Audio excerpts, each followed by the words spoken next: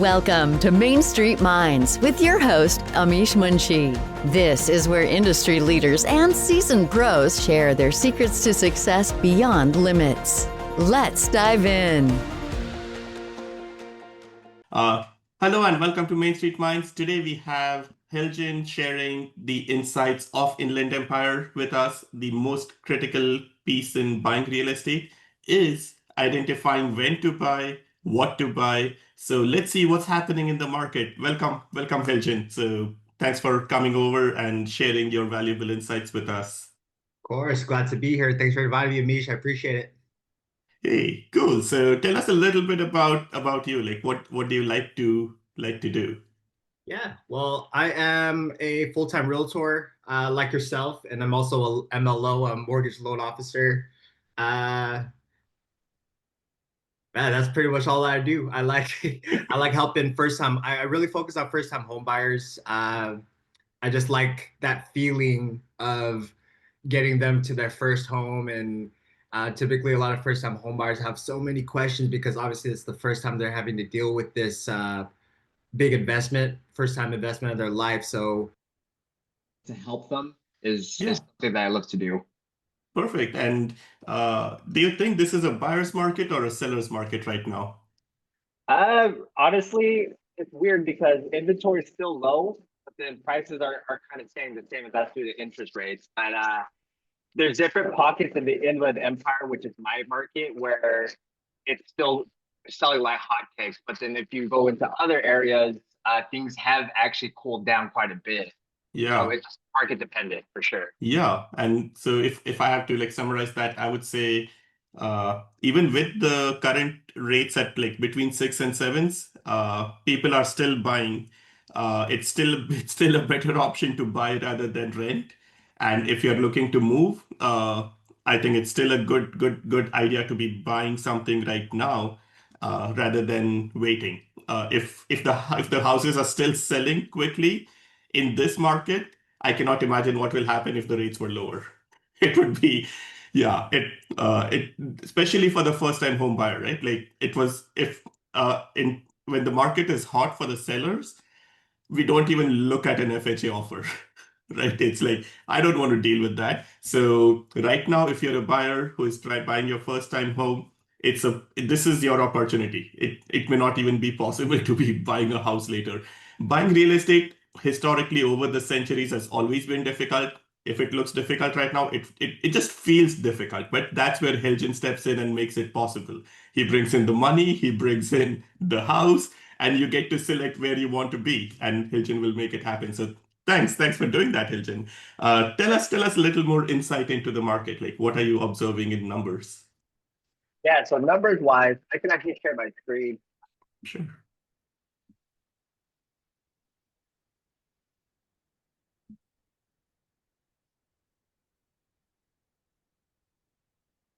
Seeing, I received this market report here. Yes, and everyone that's uh, viewing this video right now, can you go over like geographically, like where you are and what markets do you serve? Ooh. So I live in Corona, California, which is in Riverside County. Um, but I cover all of the Inland Empire and also parts of Orange County. Corona is kind of a hot city because it's literally right in the middle of OC and Riverside County. So it's literally that first city that begins Riverside County. So a lot of people that work in Orange County will save a lot more money actually purchasing in Corona, and then just take that drive to work every morning. It's a very Yeah. common thing over here. Sweet. Yeah, and just curious, like, what is are there like a lot of jobs, or do you just get a better house over in Riverside and in Linda Empire? You get more house for sure, more land, Yeah, more house, less traffic. There's still a lot of traffic, but a little bit better than being in OC and LA counties. yeah, and I think it's also better weather. You get a little more sun, little. I think it's a little better weather always in Linda Empire. Yeah, a little warmer because they're just not in the water, like closer to the water. But you're still Southern California. You can't really complain. Yeah, sounds great. So yeah, let's look at what's happening in the market because uh, numbers always speak the truth. Absolutely. So let's do that. Market overview for home price trends in Riverside County, Inland Empire, and basically everything encompassing the Inland Empire. It's down from 6.1% in 2024. So things are cooling down about 1.1% in 2025 as a whole, year-over-year growth. So as we're talking about, Anish, how things are kind of cooling down, there are specific pockets in the Inland Empire, a little bit more inland. These are like kind of like your desert cities where it's super hot and not much to do. Those are the ones that are actually cooling down quite a bit. Yeah. So we go down to the median home prices. Riverside County median home price is 40K. It's actually up 4.9% versus the prior year. So, as we're talking about, Anish, it's as a whole, things are slowing down, but there's specific pockets that are keeping the market up in the Inland Empire. Mm-hmm. And then you go into like the metro part where Ontario, the city of Ontario is, which actually has an international airport. It's a 3.6% year-over-year gain. And these are the cities that are actually growing because a lot of the people that can't afford homes in LA County or Orange County, they're buying homes over here in Ontario, Corona, East Bell, Chino Hills, so far and so forth. Yeah. Now we could get into the inventory and the buyer pressures. Rising inventory in some places. Right? Active listings are increased about 47% from February 2024 to 2025. Homes are sitting on the market a lot longer, 60 days on the market, which is 10 days up year-over-year. Price reductions are obviously happening because of the days on market. Over 25% of listings in 2025 had a cut, which is the highest since 2018. And that's kind of a big marker for us to show that shifting to a buyer's market, overall trend shifting to a buyer's market. And to the next point, buyer-friendly momentum. Market shifting away from seller control and may lean into the buyer's market late into 2025 if this trend continues. As we get into the new construction and affordability drivers. Now, the Inland Empire is different from from LA County, Orange County, from the Bay Area, because there's so many builders coming in here to build. Yeah. These builders are understanding the trend. They're understanding that there's no more room in LA County, no more room in OC, no more room in San Diego to build new homes. So the Inland Empire is where all of these buildings are. So there's over almost 14,000 active listings in the Riverside and the San Bernardino area, which is the highest in 5 years. Q1 of this year, strong multifamily activity. So a lot of people buying duplexes, triplexes, and quads, which is a 1.2% rent growth. And look at this, 4,386 units are underway. Wow. Yeah. A lot. So there's a lot of building happening, and then vacancy is about 6.2%, which is higher than what it was in 2024 of last year, Q4, which is 4.6%. And then there's 1,588 new units delivered last quarter of 2020. We don't really have to get into retail industry.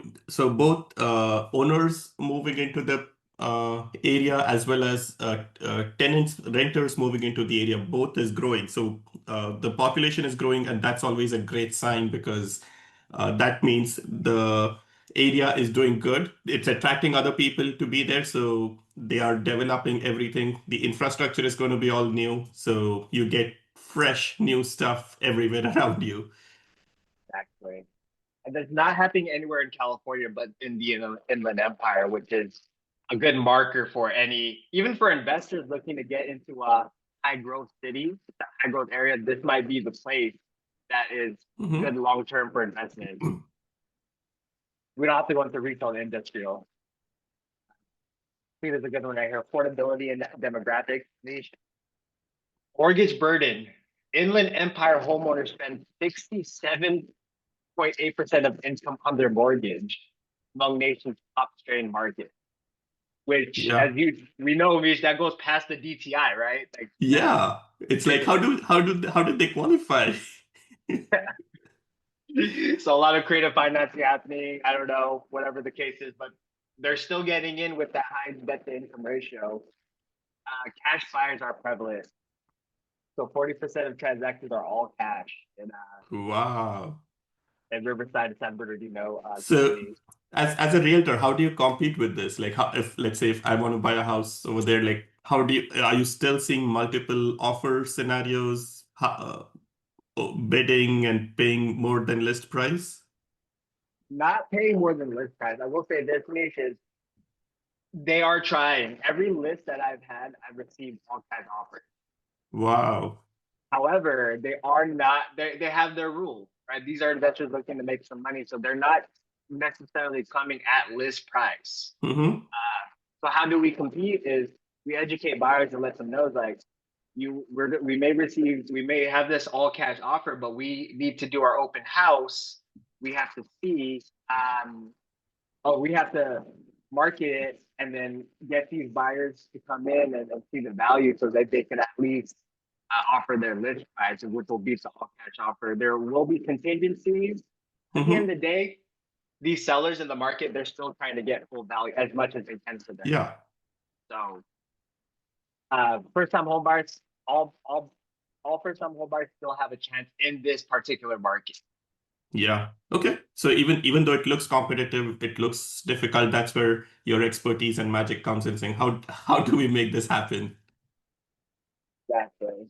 So there's different ways to make offers strong, right? As you Yeah. know.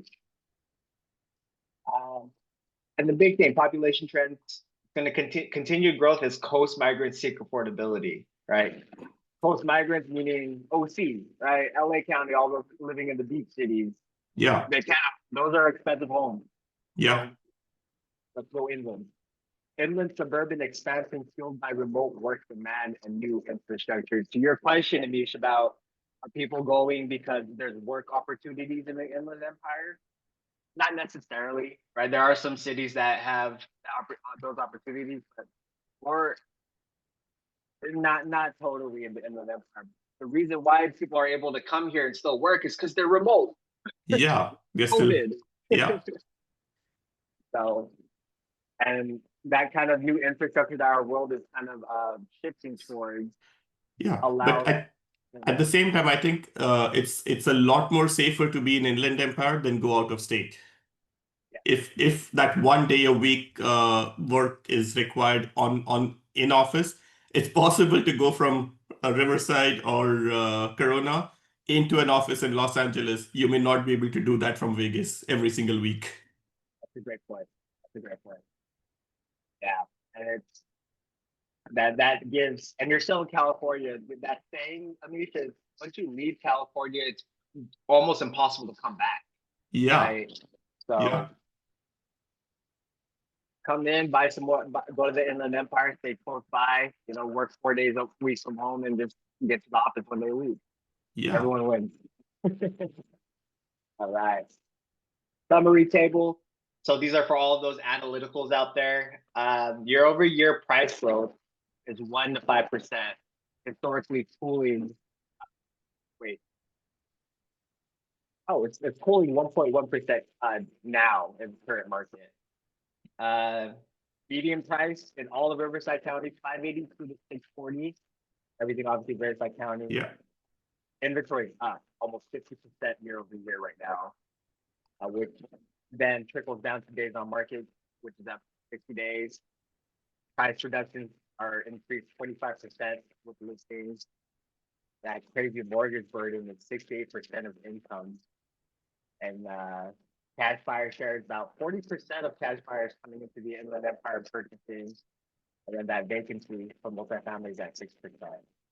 It's a really good summary table to give you a bit over snapshot overview of what the Inland Empire is.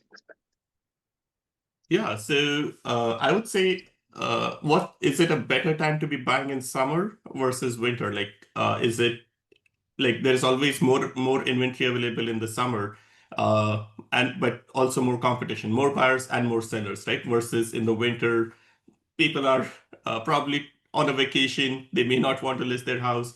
There is schooling happening, and people don't want to shift in the middle of schooling.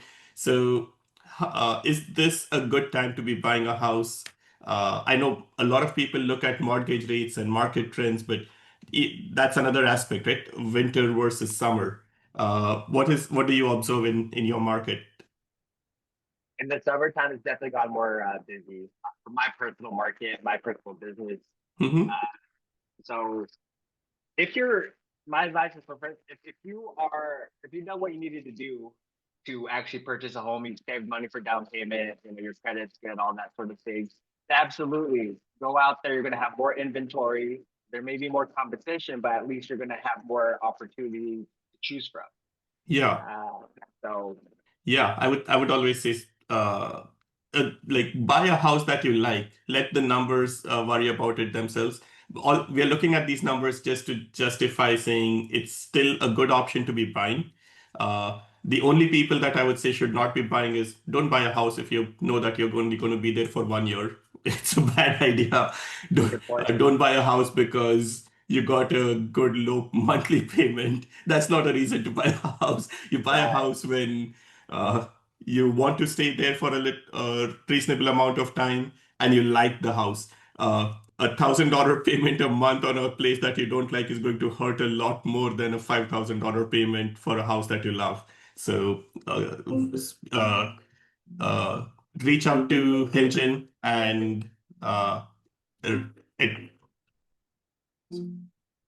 sorry, I'll cut this much portion. So yeah, reach out to Hilton and he will have the magic to make your offers work. Yeah, I've worked with Hilton for multiple years, coming close to like we might be coming close to decades. It's pretty soon. Yeah. But yeah, and I've loved working with him. He takes very good care of everyone. So reach out to Hilton and Hilton, before we conclude, like how should people reach out to you? Yeah, you could. I'm really active on Instagram, so you could follow me. It's Hiljin Holmes underscore. My first name Hiljin Holmes underscore. And then on through there, you could find all of my contact information, my email, my direct cell phone number. Just shoot me a DM if you have any questions. I'm always here to serve. That's a wrap on today's episode of Main Street Minds. Want to share your journey with our audience? Head over to mainstreetmindspodcast.com/guest to apply.